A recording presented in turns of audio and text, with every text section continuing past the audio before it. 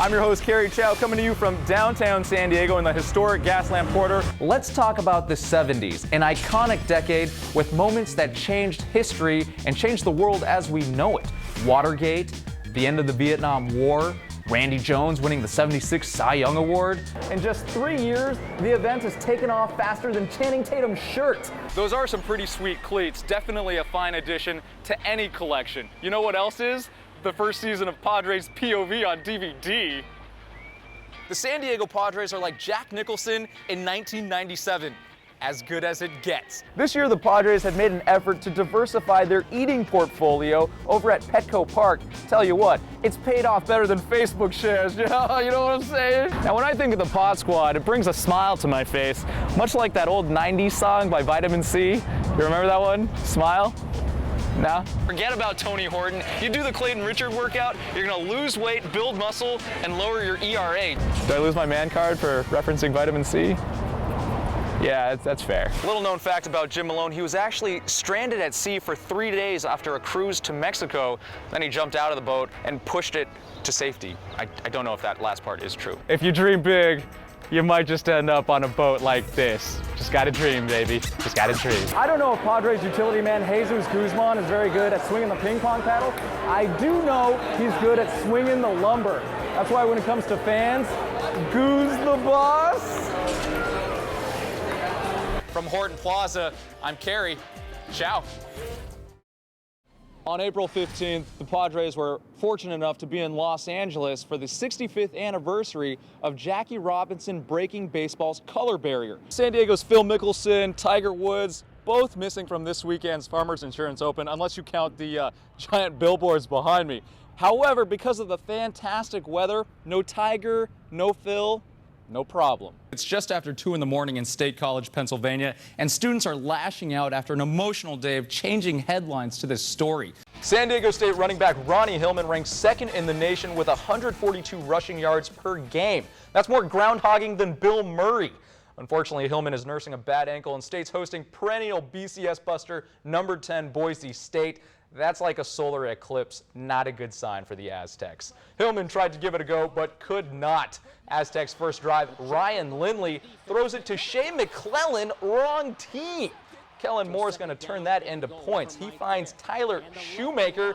I'm going to call him the Cobbler from now on. It's 7-0 Boise, and the Orange Pants duo does it again. The Cobbler, 21-0 Broncos. Aztecs not giving up. Hillman's replacement, Adam Wema, turns on the speed. He's going to cramp up a little bit by the 30-yard line, but still goes 81 yards for the score. 21-7. Wema had 3 scores today, but the Broncos just too much. The Cobbler again carves up his 3rd score of the half, and Boise wins 52-35. Moore had 4 touchdown passes to go with 366 passing yards.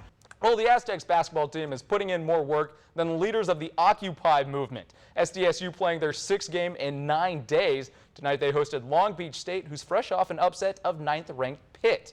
Steve Fisher's fellas down by 10 at one point, but they're resilient like Demi Moore. Second half, Jamal Franklin off balance, knocks down the 3 to beat the shot clock, and we're tied at 48. Moore Franklin drives into the paint, puts it up, scores, and 1. Aztecs up 5. Franklin with 21 points. SDSU up 2 with 3 seconds left, and Franklin with a silly foul. Casper Ware is going to hit both free throws. We go to overtime tied at 65, and in overtime, Xavier Thames drills 2 of his 15. Aztecs win 77-73, improved to 5-1. And that's a quick look at sports. I'm Cary Chow for 10 News. We'll be right back. The sport of cricket has a language that can leave you stumped. You got googlies, you got your leg breaks, you got your off spins. And Compton native Emilio Casares had no interest in learning. My friend, he kept telling me to go play with him, to go play, and I was like, nah, man, it's cricket. Cricket sounds dumb. But eventually the sounds of the 16th century British game began to reverberate for Casares. Once I started playing, I just fell in love with the sport and been playing it ever since. That was 15 years ago when the Compton Cricket Club was just beginning. Co-founders Katie Haber and Ted Hayes created the team, also known as the Homies and the Pops, in hopes of teaching etiquette to the homeless through wickets and googlies. It worked, and the mission continued. That's the ball! Party balls. he decided where else can the civility of the sport have some meaning and some, you know, some use. And they said, well, let's go to Compton. Let's go to Compton where kids are killing themselves on the streets for the colors of shoelaces. It's called the Hub City, but Compton is known more for gangster rap and gangland shootings. One of my friend's little cousin died last weekend. A guy walked up and shot him, 17 years old. So you're in the mix, you're gonna get caught up. Sometimes innocent bystanders get caught up, you know? I mean, this is just how it goes. Casares and his brother Ricardo know that all too well. In 2009, their 20-year-old brother Jesse was killed in a drive-by. It's tough, man, you know? I mean, it's never easy. Obviously, losing a brother is, to this day, I don't feel he's gone. You miss him every day, you think about him every day. The homies and the Pops don't forget. So when the team takes the field, they bring more than gear. They bring purpose to help others ditch gats for bats. You give people something else to do besides being on the streets, so they're not bored out there on the streets, getting into fights, you know, and then looking for something to do, and obviously something so dumb as taking somebody's life. You know, I mean, people don't come back, man. Hopefully we can do something about that. We've had some bumps and bruises, you know, some kids passing away, other kids going to jail, I mean, but it's helped out so much. And it's helped to steer these men, you know what I mean, and who they are now. Guys with jobs and taking care of their families and whatnot. The team has toured several continents, inspiring many around the world. Their message getting heard in the most important of places. We had a guy on our team who was in the pen. He was saying that inside, somebody was like hitting him up, right? We said, I heard you play cricket, that's cool. We're talking about locked up inside. You know what I'm saying? It didn't sweat him. Having been together for well over a decade, the homies and the Pops are now a family, a growing gang of their own who changed each other's lives.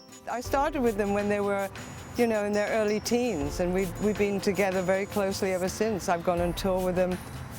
I suppose these are the kids I never had. Without cricket, I couldn't even imagine my life the way it is right now. I'm just kind of bliss.